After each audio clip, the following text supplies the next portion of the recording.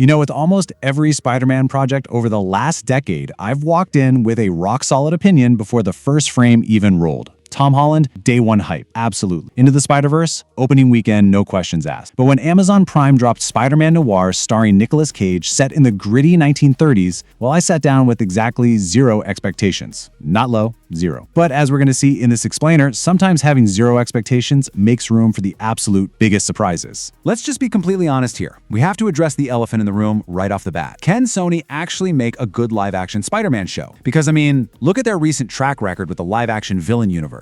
Morbius, the Venom sequels, Kraven the Hunter. Yikes. We all kind of knew what we were getting into with those, right? So I went into Spider-Man Noir fully prepared to be, well, underwhelmed. But guys, literally 5 minutes in, something happened that hasn't happened to me in a long time with superhero stuff. I put my phone down, like completely stopped checking it. It grabbed me that fast. What's up, everyone? I'm Akirshan, and welcome to Cloudy Cinema. In this explainer, we're breaking down Hollywood and Marvel content deeper than anyone else out there. If you're new around here, make sure to hit subscribe because we've already dropped some massive deep dives, like how Loki actually broke the multiverse instead of saving it. But today, we're doing a full spoiler-free dive into Spider-Man Noir. And the absolute most crucial piece of context you need is this. This series has zero connection to anything you already know. None. Zip. Tom Holland's MCU Spidey? Zero connection. Sony's weird Spider-Villain universe? Zero connection. You literally don't need to do any homework to watch this. The showrunners just completely wiped the slate clean. Now, if there's any lineage at all, it's strictly spiritual. It pulls from Earth 9214. If you know the comics, you know this is a universe set in Great Depression-era New York. It's incredibly gritty, very dark. Honestly, the only time we've seen this vibe on screen before was in the spectacular animated Spider-Verse films. You probably remember Nicolas Cage voicing the character in a small but instantly iconic role in Into the Spider-Verse. Well, the creators basically took that exact aesthetic, the trench coats, the fedoras, just pure unadulterated 1930s detective vibes, and built an entire live-action series around it. But here is the massive curveball Sony threw at the fandom. If you read the comics, you know the Spider-Man Noir of Earth 9214 is Peter Parker. But in this Amazon Prime series, our main character is actually Ben Reilly. Now, comic fans instantly recognize Ben Reilly as Peter's clone from that infamous 90s clone saga, the dude who eventually becomes the Scarlet Spider. But listen to me carefully here. Just forget the clone stuff. Forget it. The showrunners have explicitly stated this is a 100% standalone universe. There is no Peter Parker he was cloned from in this world. It's just Ben Reilly in a gritty 1930s New York navigating a story that owes way more to classic Raymond Chandler detective novels than it does to Marvel Studios. And honestly, that incredibly bold decision is the exact engine that makes this entire show work. Look, I read the original Spider-Man Noir comics. I knew the source material inside and out, and I still went in super skeptical. But the second we start talking about the visual execution here, man, all my skepticism just vanished. The cinematography is doing something I literally haven't seen a superhero project attempt in a very long time. They committed so hard to this black and white aesthetic. Amazon Prime actually gives you a toggle to watch the show in full color or in pure black and white. I started the first 2 episodes in color, and you know, it looked great. Then I switched, and I am telling you right now, black and white is the correct choice. Period. It's not some cheap gimmick. It is the fundamental design language of the show. The hard shadows, the deep blacks, the incredibly harsh lighting. It genuinely feels like a noir film from 1940 that somehow secured a massive modern budget. If you watch this in color, you're just watching the wrong version. Sorry, but someone had to say it. And that stark aesthetic just perfectly matches our hero. Let's really break down Nicolas Cage's noir Spider-Man. He is definitely not a young, wisecracking high school kid. He is a worn-down, exhausted guy in his 40s or 50s. He's effectively retired after losing the love of his life, Ruby.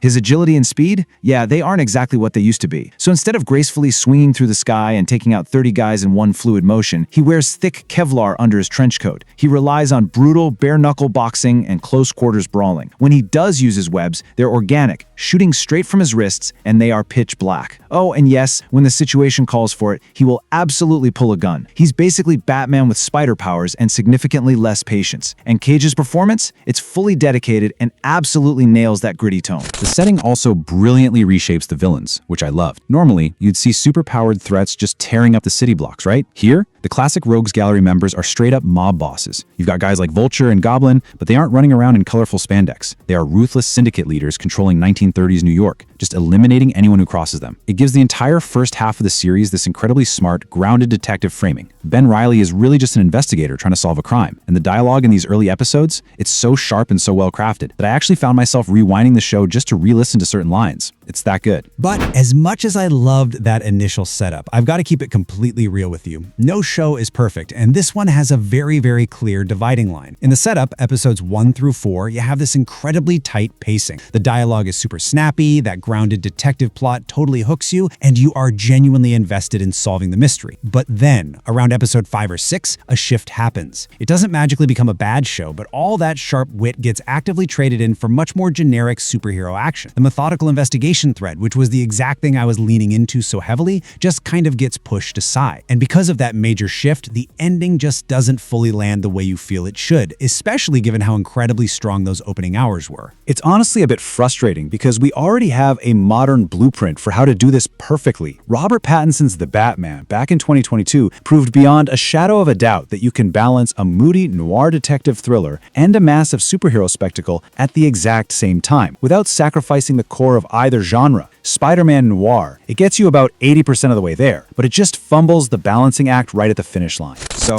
what does this all mean? Where does that leave us? Well, despite the rocky back half, the character's origin, his redemption arc, and the people around him remain completely solid and highly watchable. If you're on the fence about it, you should absolutely watch this for the stunning, committed cinematography alone. It offers a uniquely different take on Spider-Man that the franchise desperately needed. Nicolas Cage clearly cares deeply about this role, and he delivers a fantastic performance. Ultimately, this is without a doubt the most interesting live-action Sony project we've seen yet. Oh, and by the way, if you're finding this explainer helpful, please drop a like right now. It genuinely helps Cloudy Cinema reach more focused learners like you, and it lets me keep making these massive deep dives. Which really brings me to my ultimate takeaway here. Good enough isn't always the enemy of great. I went in expecting absolutely nothing, and I am leaving actually recommending it. Is it perfect? No. Is it the best superhero content Marvel is producing right now? Also no. But is it the most fascinating thing Sony has done with Spider-Man in live action possibly ever? Yeah, I really think it is. Sometimes good enough is exactly what a fatigued franchise needs to breathe some new life into its world. Do yourself a favor, watch it in black and white, watch it in English so the dialogue hits perfectly, and just enjoy the ride. Before we wrap up today, I want to hear directly from you. What breakdown do you want to see next on Cloudy Cinema? Drop your choices down in the comments. MCU, Hollywood movies, series, whatever you want, you pick it and I'll cover it. And hey, here's a question for you. Does a show have to stick the landing to be considered a success? Or is a really great setup enough for you?